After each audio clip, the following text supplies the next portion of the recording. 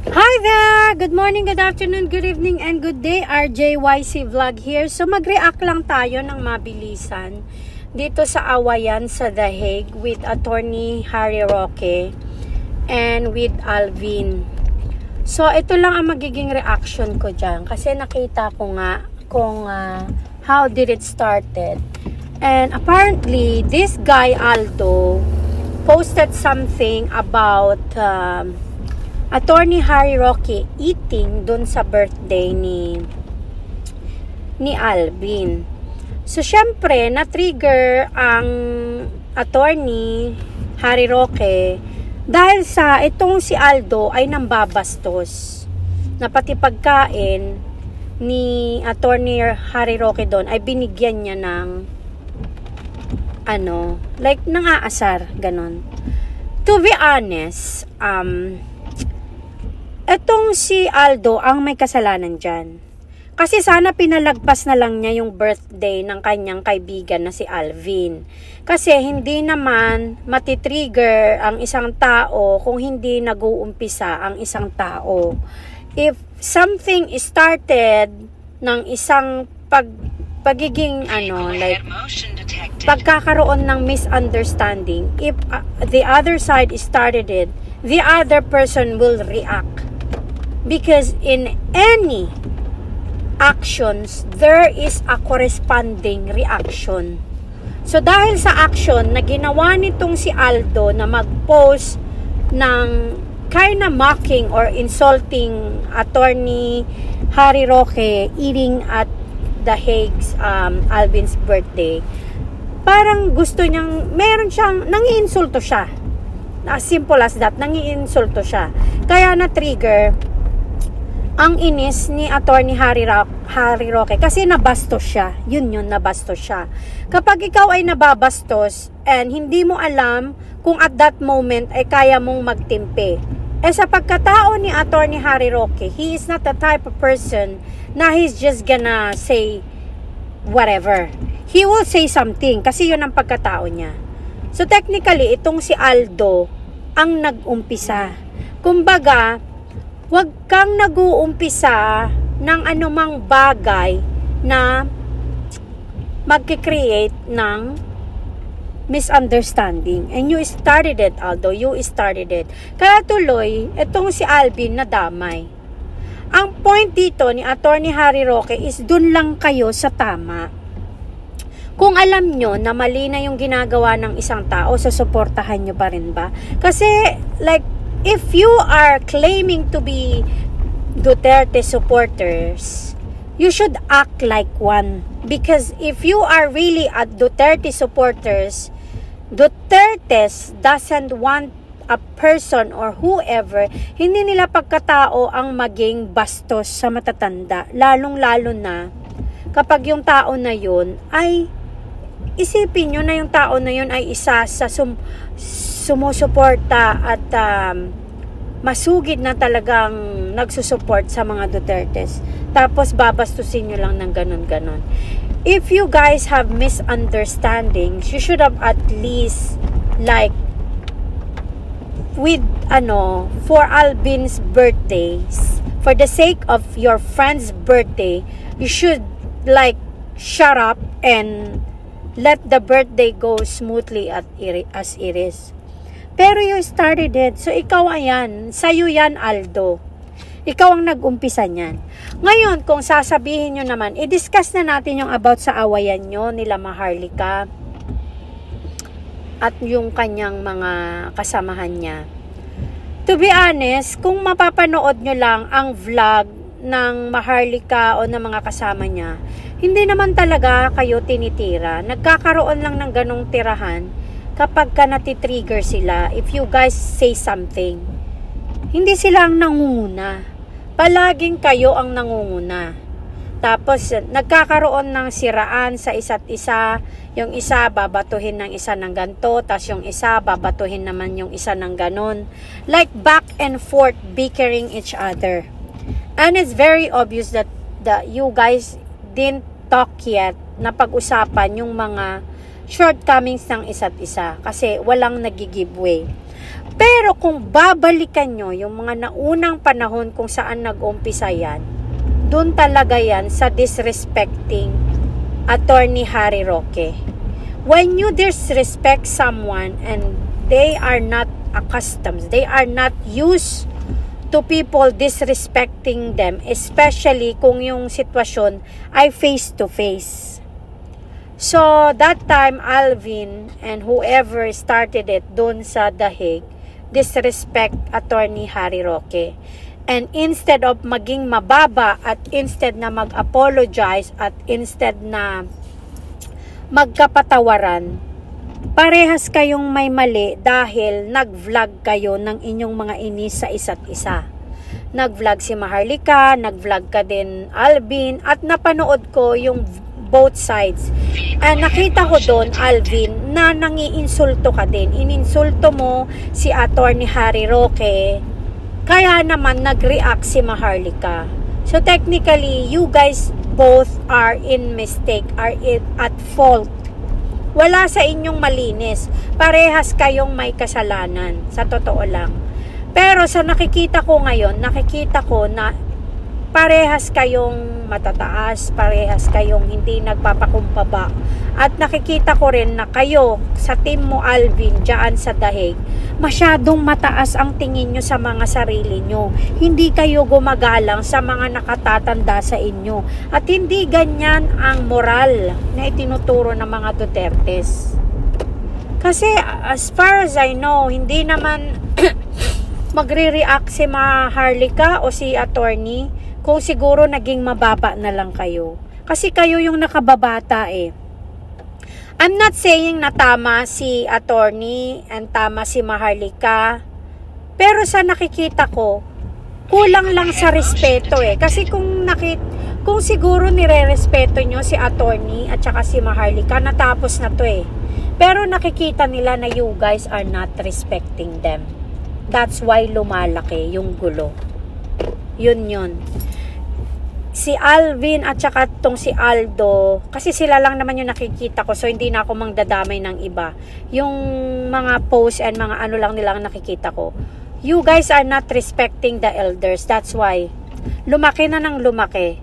Tapos, itong, yung sila Joey and ano, hindi naman talaga sila kasama dun eh. Pero nakisawsaw na lang, Hindi rin sila nagbabanggit ng pangalan.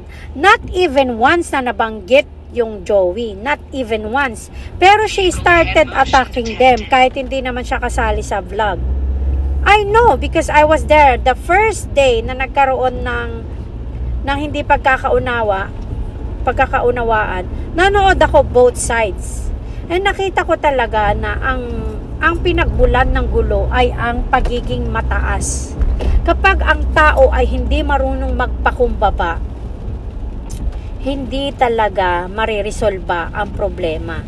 At nakita ko yan sa parte ng nyo, Alvin, na hindi kayo marunong magpakumbaba at ininsulto nyo si attorney, kaya nagka-insultuhan back and forth. So technically, both of you are at fault. Pero kasi walang nagpapakababa. Alangan naman yung attorney ang magpakababa sa inyo, 'di ba? So, hindi ko naman din sinabi na dahil just because si attorney Harry Roque, hindi na siya magpapakababa. I know that they tried to fix it. They even set up a meet-up. Pero mukhang hindi yata kayo nakipagkita. So, yun. Kaya lumalaki ang isang gulo dahil kapag the other party is masyadong mataas ang tingin nyo sa mga sarili nyo. Yun. Hindi siguro dahil you think you guys are smarter than the other one or yung ganon. Hanggat talaga atong mundo na to, hindi talaga titigil ang kaguluhan hanggat hindi natututong magpakumbaba ang bawat isa. At hindi na pag-uusapan kung ano yung shortcomings ng isa't isa. Kaya nagkakaroon bickering each other, siraan each other kasi hindi pa kayo umupo at niresolba ang problema. At nag-set up kayo na umupo pero hindi tumalo yung both parties. Kaya lumaki na ng lumaki. Yun. So, I'm not saying na kapag ka merong sinasabi si Maharlika o si attorney, kasi ang alam ko si attorney hindi na siya nagsasalita eh. Wala na siyang sinasabing anything about kay Aldo or kay Alvin. So that's why, like, you know, they see each other sa dahig ng, you know, they can just be civil. Pero pag nandyan na kayo sa mga sarili nyong mga platform, sa inyong Facebook account or YouTube account, yun nag-uumpisa na naman na nagsasalita. Ngayon si Miss Maharlika, when she says something, merong proof. So, kung sa palagay nyo, hindi naman totoo yung sinasabi ni Maharlika, bakit? Ano pang kailangan yung patunayan kung sa sarili nyo naman alam nyo na hindi pala totoo? Bakit kailangan nyo pang you bicker at each other? Kasi ang alam ko, itong si Maharlika, titigil naman yun eh. Kung titigil din yung kabila. Ganun lang yan. Parang yan, war yan. Parang war na kapag yung isa nagsasalita pa rin, of course yung isa hindi titigil yan. Pero pag nagsalita na yung isa, di titigil na, 'di ba? Pero hangga't may nakikita siyang nagsasalita, magsasalita yan. At kapag ka naniniwala siya na you guys are actually pakawala ng mga NPA or what, she will find ways to para i-prove yon. So kung sa tingin nyo na hindi, at wala naman siyang pruweba, then at least alam nyo sa sarili nyo na hindi kayo ganun, di ba? Pero kung ipagpapatuloy nyo pa rin yung yung parinigan sa isa't isa, it will not end.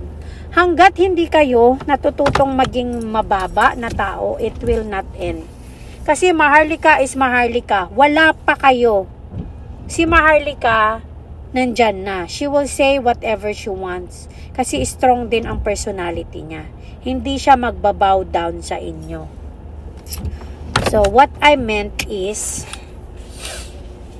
kung hanggat hindi kayo natututong magpakababa, hindi matatapos ang bangayan nyo. And sa nakikita ko, yung grupo mo, Alvin, Aldo, ay masyadong mataas ang tingin nyo sa mga sarili nyo. Yun. And sa side naman nila Maharlika, parang ang tingin ko dyan, ang dinidiscuss nila is yung issue Yung issue sila Nadadamay na lang minsan yung physical o yung dahil nag-aasaran na lang. Pero more on, nakikita ko sa mga vlogs nila, they base it on the issues. And yung mga fallacies and yung mga ad hominem na ginagawa nitong isa, yung tawag nila si Libag, lumalabas yung mga sinasabi nila na dati haka-haka lang, totoo pala. So, it's more interesting na, nagiging interesting na. So, ang nakikita ko sa awayan na to, hanggat walang nagpapakababa, hindi titigil. Hanggat yung isa ay nakikipagbangayan, hindi rin titigil yung kabila. Kasi you know what? To stop war is love and understanding and respecting. Kahit yung isang side lang gumanon, susunod na yung isa. Pero sa nakikita ko, both don't have, wala pa sila sa ganung part na magre-respetuhan at or magpatawaran. Hindi ko nakikita. Kasi nga, pag mataas talaga ang tingin mo sa sarili mo, mataas ang tingin mo sa'yo, sa kung anong narating mo sa buhay, hindi talaga matitigil ang hindi pagkakaunawaan. Tapos kung instead of tinatanggal mo na yung apoy, hindi ka na nag-uumpisa ng panibagong apoy, pero nag-uumpisa ka pa din, hindi talaga titigil yan. So, good luck na lang talaga kung at sino ang totoong marireveal. But I'm pretty sure and I will vouch na alam ko sa puso ko kasi 2016 pa. Followers na ako nitong si Miss Maharlika. I'm pretty sure na hindi siya bayad. Dahil kung magpapabayad lang din siya, di sana noon pa. Kung magpapabayad lang din siya, hindi niya titirahin yung totoong problema. At ang totoong problema, yung mga bangag yun. Sino ba ang nagdala kay PRRD sa dahig? Marcos. Sino yung pinipigilan nyong wag laitin ang Marcos? Si Attorney Harry Roque. So in that part, galit sila sa Marcos. Tapos pipigilan nyo silang wag magsalita about Marcos. Meron talagang mali sa part na yon, sa totoo lang. Meron talagang mali. Kaya minsan mapapaisip ka talaga kung para kanino ba talaga kayo. Kasi kung titignan mo, i-analyze mo, si PRRD nandyan sa dahig because of Marcos. Tapos sasabihin nyo, bawal kayong magsalita about Marcos. Huwag nyo sabihin yung bangag-bangag. There's a big question talaga. Malaking question talaga yun sa mind ng tao. Kung para ba talaga kayo sa mga Dutertes, kay PRRD, o para kayo sa Marcos. Yan isang malaking katanungan. Kasi, masasabi ni Miss Maharlika na kayo ay nagiging bayaran na ng Marcos just because of pinigilan nyo silang magsalita about Marcos. So, dun pa lang, medyo may doubt na talaga. Like, parang kinakampihan nyo yung Marcos and at the same time, sumusuporta kayo sa Duterte. Parang it's kind of weird. Like, hindi ko I cannot comprehend which is which. Kasi black and white lang yun eh. Hindi ka pwedeng nasa gitna. So, yeah. Anyways, ganun pa man, I'm pretty sure na hindi bayaran ng kahit na sino si Miss Maharlika. Dahil itinataya niya ang buhay niya ng ilang taon na sa kaka-boljak sa mga Marcos, tambaloslos, at sa lahat ng kalaban ng gobyerno. Kalaban ng gobyerno, hindi lang ng Dutertes, kalaban ng gobyerno. Yun ang nakikita ko kay Maharlika. Ang kalaban ng gobyerno ang ipinaglalaban niya. Kapag nakita niyang kahit kakampi mo ang Dutertes, pero meron kang maling ginagawa, binibira ka niya. Yun ang nagustuhan ko sa kanya. Binibira ka niya kahit Duterte supporters ka pa. Kasi merong sariling prinsipyo at integridad si Maharlika. Hindi siya pwedeng sabihin na you do this. Because she has her own mind. Yan nga ang unique sa kanya eh. Hindi mo siya pwedeng diktahan. She can say whatever the heck she wants. Masaktan ka man o hindi. Yan yung nakikita ko sa kanya. And I like her personality na ganon. Yung tapang niya. I wanna be yung tapang niya. Hindi naman siya perfect. Minsan may mga sablay din siya. Minsan may mga sinasabi din siya na hindi na dapat sinabi. Pero that's her. So, yeah. Yun lang ang masasabi ko. At ang masasabi ko dyan, hindi natitigil ang awayan na yan. Hindi matitigil ang awayan na yan hanggat walang nagpapakumbaba. So, good luck na lang talaga kung which is which talaga ang totoong nababayaran. Pero sa ngayon, according sa akin, para sa akin to, ewan ko sa iba, I'm pretty sure na hindi nababayaran at hindi mo mababayaran si Maharlika. Because if it is, noon pa sana, nung nasa tabi siya ng mga Marcos. Kaya niya nga in-expose ang Marcos, diba? Dahil hindi niya nagustuhan ang kanilang pagtrato sa mamamayang Pilipino. So nakikita ko yon sa puso ni Maharlika na para sa taong bayan talaga siya. And just in case nabayad siya, that means na ang mundo talaga ay puno ng hiwaga.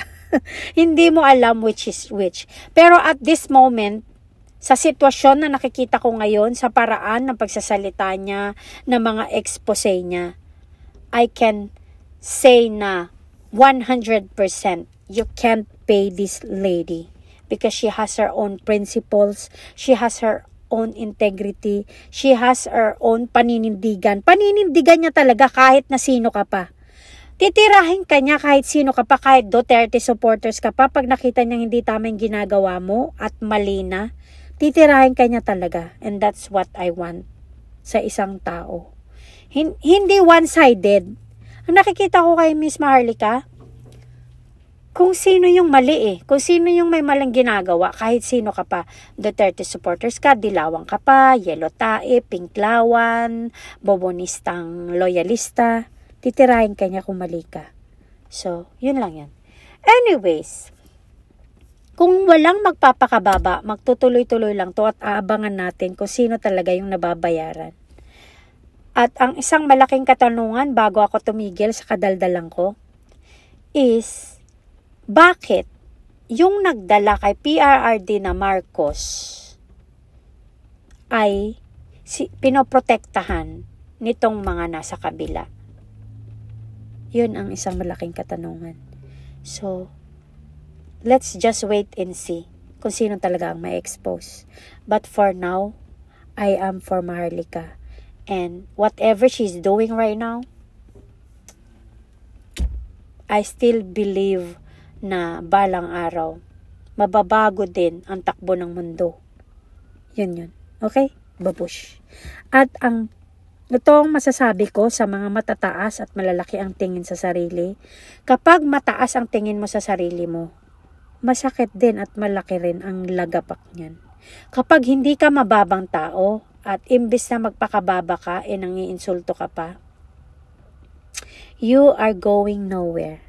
Dahil hindi ganyang klaseng pagkatao at moralidad ang itinuturo ng Duterte.